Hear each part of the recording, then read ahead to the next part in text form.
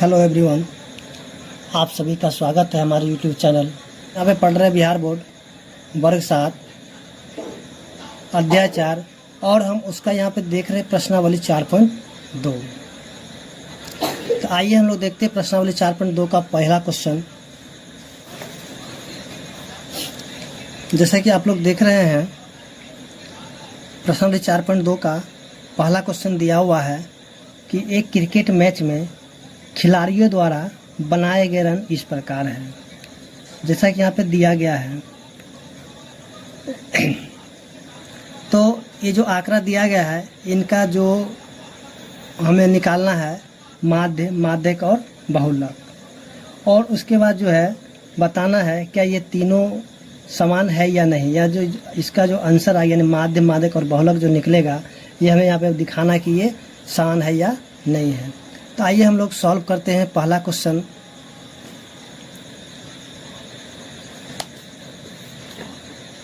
तो सबसे पहले हम यहाँ पे क्वेश्चन को लिख लेते हैं।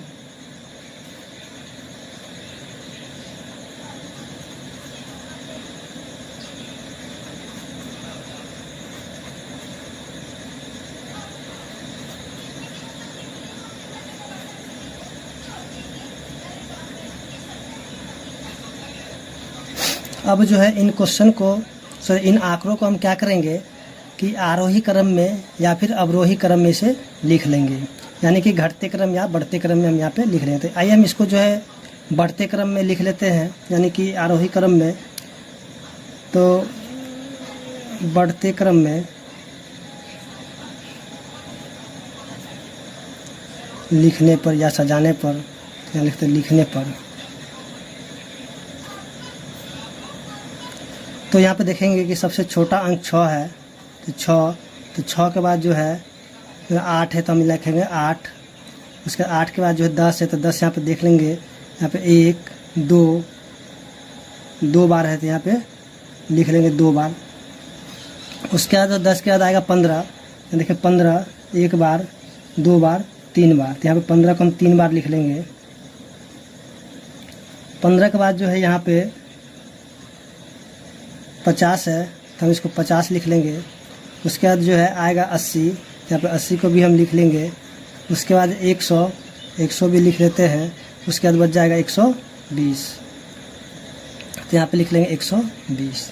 तो सबसे पहले यहाँ पे बोल रहा है कि हमें माध्य निकालना है, तो आइए हम माध्य निकाल लेते हैं। तो माध्य निकालने के लिए क्या होगा, ये जो आंकड़ा दिया गया है इनको हम सबको जोड़ लेंगे, और जोड़ करके जो जितना ये आंकड़ों की संख्या है उससे हम इसको भाग लगा देंगे। तो यहाँ पे माध्य निकालने के लिए जो आंकड़ा है उसको हम यहाँ पे जोड़ लेते हैं।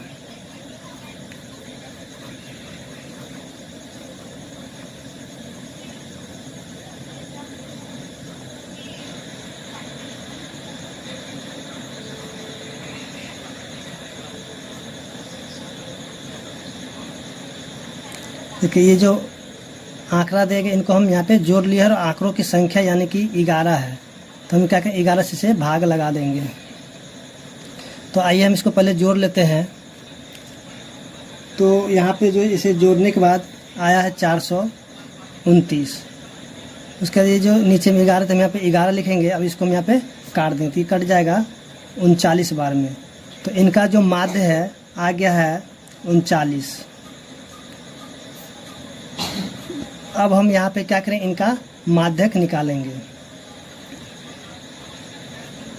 तो माध्यक निकालने के लिए जो हमें करना क्या होगा, जो ये आंकड़ा दिया गया है यानी कि जो प्रेक्षण है इनका जो है यहाँ पे हम देख लेंगे कि प्रेक्षणों की संख्या कितनी है। यानी कि प्रेक्षण की संख्या जो है यहाँ पे देख लेंगे, तो यहाँ पे 1 2 3 4 5 6 7 8 9 10 11, यानी कि हम यहाँ पे लिखेंगे प्रेक्षणों की संख्या। प्रेक्षणों की संख्या, तो प्रेक्षणों की संख्या क्या हो जाएगा n। तो यहाँ पे हमें एक फार्मूला याद रखना होगा, यानी कि n जो है अगर सम में होगा, अगर n जो है विषम होगा, तो यहाँ पे विषम वाला फार्मूला लगाएंगे, जो कि अभी यहाँ पे हम n देख रहे हैं कितना है 11, यानी कि विषम है। तो यहाँ पे विषम का जो फार्मूला होगा n + 1/2वां प्रेक्षण, यानी कि उतनावां प्रेक्षण हो जाएगा। उसी तरह अगर ये सम में होगा तो ये हो जाएगा 1/2, उसके बाद जो है n/2वां परीक्षण प्लस n+1/2वां परीक्षण। तो अभी तो हम यहाँ पे देखेंगे कि मेरा n जो यहाँ पे विषम में आया था, हम ये वाला फार्मूला का यूज करेंगे, जब सम आया तो हम इसका यूज करेंगे। तो सबसे पहले अभी हम इसका यहाँ पे देख लेते हैं। यहाँ पे लिखेंगे n = 11। तो जो है अब यहाँ पे हम विषम का फार्मूला लगाएंगे, यानी कि माध्यक निकालने के जो फार्मूला लगाएंगे हो जाएगा n+1/2वां परीक्षण। तो n है मेरा 11, लिखें 11 प्लस में 1/2वां परीक्षण, यानी 11 + 1/2वां परीक्षण क्या होगा। तो यहाँ पे ये हो जाएगा 12/2, काटे तो 6, यानी कि 6वां परीक्षण। तो यहाँ पे हम देखेंगे 6वां परीक्षण कौन होगा, तो 1 2 3 4 5 6, यानी कि 15, तो यानी कि इसका जो माध्यक हो जाएगा 15 हो जाएगा। तो यानी कि हम कहेंगे माध्यक बराबर 15। उसके बाद जब आता है बहुलक की बारी, तो बहुलक जो है हम यहाँ पे देखेंगे कि इनमें जो संख्या सबसे ज़्यादा बार आएगा वही मेरा क्या हो जाएगा, बहुलक। तो हम यहाँ पे देखेंगे जो 15 की संख्या सबसे ज़्यादा बार है, तो मेरा बहुलक क्या हो जाएगा, वो 15 हो जाएगा। तो यहाँ पे लिखेंगे बहुलक बराबर 15। उसके बाद जो अब बताना है कि यहाँ जो माध्य है उसका माध्यक है और ये बहुलक है, ये कि तीनों का आंसर का समान है। तो यहाँ पे देखेंगे कि ये तीनों का आंसर समान नहीं है, तो हम यहाँ पे लिखेंगे नहीं। तो उम्मीद करते हैं कि क्वेश्चन नंबर 1 आपको समझ में आ गया होगा। अब हम इसका देखेंगे क्वेश्चन नंबर 2। जैसे कि क्वेश्चन नंबर 2 में दिया हुआ है कि गणित की एक परीक्षा में 15 विद्यार्थियों द्वारा 25 पूर्णांक में से प्राप्त किए गए अंक निम्नलिखित हैं। जो एक एग्ज़ाम होता है, एग्ज़ाम में जो 15 विद्यार्थी जो भाग लेते हैं उनके द्वारा जो प्राप्त अंक क्या क्या दिया हुआ है, यहाँ पे दिया हुआ है 19, 25, 23, 20, 9, 10, 15, 10, 5, 16, 25, 20, 24, 12 और 20। तो यहाँ पे हमें बताना है कि इन आंकड़ों के बहुलक और माध्यक ज्ञात कीजिए, और ये बताने के समान है या नहीं है। तो आइए हम लोग सॉल्व करते हैं इस क्वेश्चन को। तो जैसा कि आप देख रहे हैं कि हमने यहाँ पे क्वेश्चन को उतार लिया है। उसके बाद अब इसे हम क्या करेंगे, हम इसे या तो बढ़ते क्रम में या फिर घटते क्रम में इसे लिख लेंगे। तो आइए हम इसको जो है लिख लेते हैं बढ़ते क्रम में, यानी कि बढ़ते क्रम में सजाने पर या लिखने पर। तो यहाँ पे हम सबसे पहले इसको बढ़ते क्रम में लिख देते हैं। जैसे कि दिया है सबसे पहले हो जाएगा 5, उसके बाद जो है 9, उसके बाद हो जाएगा 10, यानी कि हो जाएगा ये 5, उसके बाद 9, फिर 10, उसके बाद आएगा 15, उसके बाद 16, उसके बाद जो है हो जाएगा 19, उसके बाद 20। तो 20 यहाँ पे है 1 2 3, 20 के बाद हो जाएगा 23। तो लिखेंगे 23 के बाद हो जाएगा 24 के बाद जो है हो जाएगा 25। तो 25 यहाँ पे 1 2,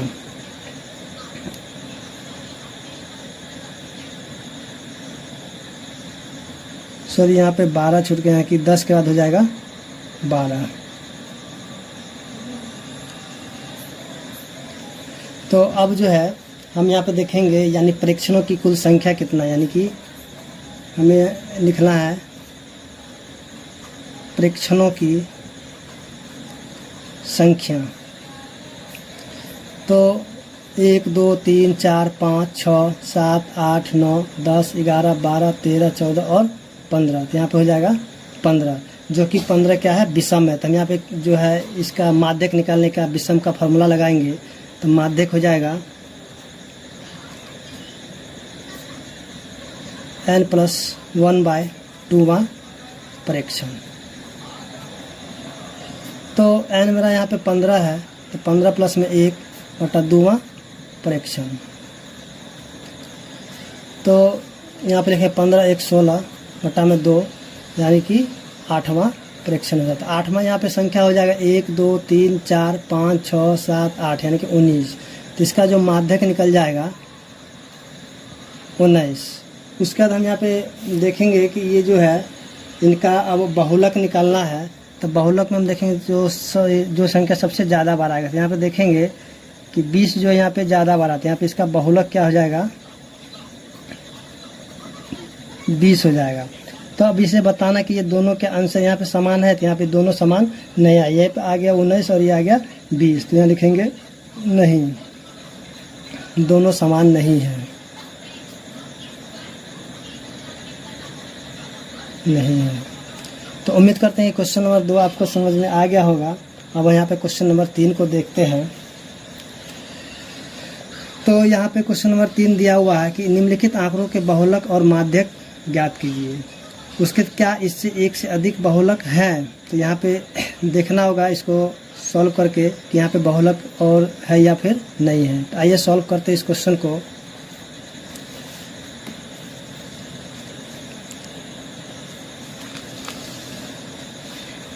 तो सबसे पहले हम इस क्वेश्चन का जो आंकड़ा दिया गया है उसे हम यहाँ पे लिख लेते हैं। दिया हुआ 38 42 35 37 45 50 32 43 43 40 36 38 43 38 47। तो अब हमें यहाँ पे करना क्या होगा, इन संख्या को जो है यानी कि घटते क्रम या फिर बढ़ते क्रम में लिख लेना होगा।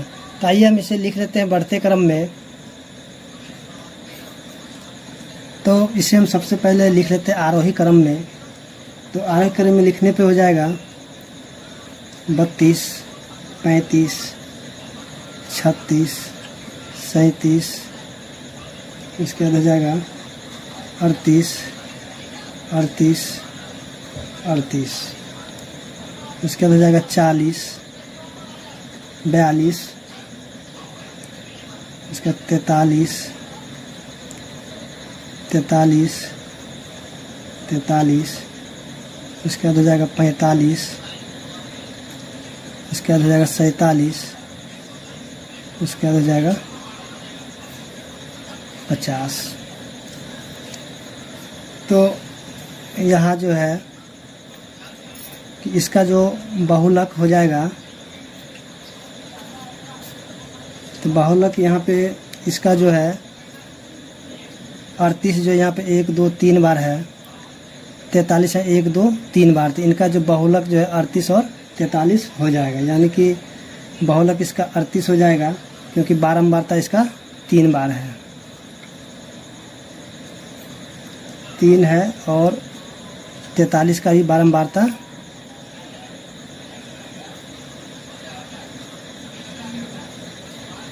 3 है। इसका बहुलक 38 और 43 हो जाएगा। उसके बाद फिर यहाँ पे इसका माध्यक हम निकालते हैं। तो माध्यक हो जाएगा यहाँ पे n जो इसका विषम है, यानी कि 1 2 3 4 5 6 7 8 9 10 11 12 13 14 और 15। तो n जो इसका विषम है, तो विषम का फॉर्मूला है n प्लस में 1 बटा में 2वां परीक्षण। तो n का मान है 15 प्लस में 1 बटा में 2। तो ये हो जाएगा 16 बटा में 2, काटेंगे तो 8, यानी कि 8वां परीक्षण। तो 8वां परीक्षण हम यहाँ पे देखेंगे कौन सा है। तो 1 2 3 4 5 6 7 8 यानी कि 40। तो ये हो जाएगा इसका आंसर, यानी कि माध्यक इसका निकल जाएगा 40। तो अब यहाँ पे जो क्वेश्चन पूछ रहा है क्या इसके 2 बहुलक थे? हाँ, हम यहाँ पे लिखेंगे हाँ इसके 2 बहुलक हैं। क्या कि यहाँ पे बहुलक यहाँ पे 38 और 43 आ गया है। तो उम्मीद करते हैं क्वेश्चन नंबर 3 आपको समझ में आ गया होगा। अब हम यहाँ पे